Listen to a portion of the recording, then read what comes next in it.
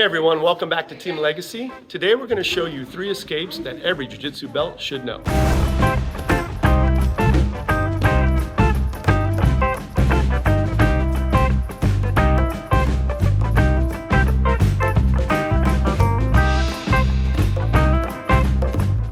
So we have our elbows tight to our body, we have our palms pressing down into the center of our opponent's body, into their ribs. This way if he tries to pull me forward with his legs, it's going to be very difficult. I can always adjust my hips forward slightly. By tilting my hips forward, when he goes to pull, it's very difficult. Even if he reaches up and puts 2 hands on my head, if he can reach your head, it's still going to be very difficult because of this frame. So something we're going to do here is we're going to take our posture and we're going to do something that allows us to break free from the legs. So Chad can hold me as tight as he likes. So what I'm going to do here, I'm just going to simply slide my elbows back, I'm going to bring my hips forward, and I'm going to push down.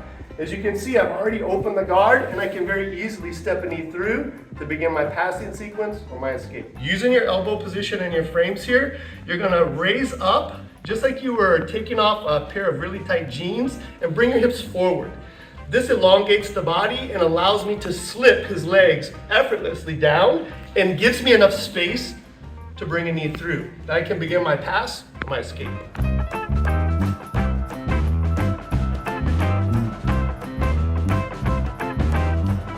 As my opponent goes to pull the arm straight, we turn our thumb downward, creating a bend in our arm. One of the problems we run into here as we try to turn is that this crossface leg is really tight on our neck and it prevents the shoulders and body from turning.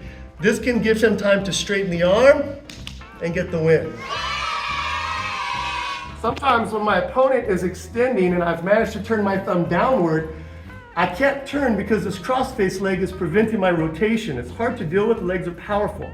We're gonna pull a trick by hooking right here at his heel, right above the Achilles tendon. No matter how hard he holds on here, I'll just pull my elbow to my ribs, hold tight, Chad, and you can see it opens a path for me to sneak my head through and scissor up for the escape.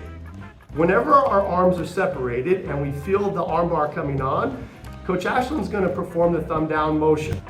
Her thumb turns downward and she's beginning the hitchhiker escape. But you can see she's running into a very powerful crossface. As she tries to rotate and turn belly down, the leg prevents this rotation. Place a hook right at the Achilles tendon and you're going to bring your elbow down to your rib cage. You can see that this creates just enough space for Ashland to sneak your head underneath and rotate through for the escape.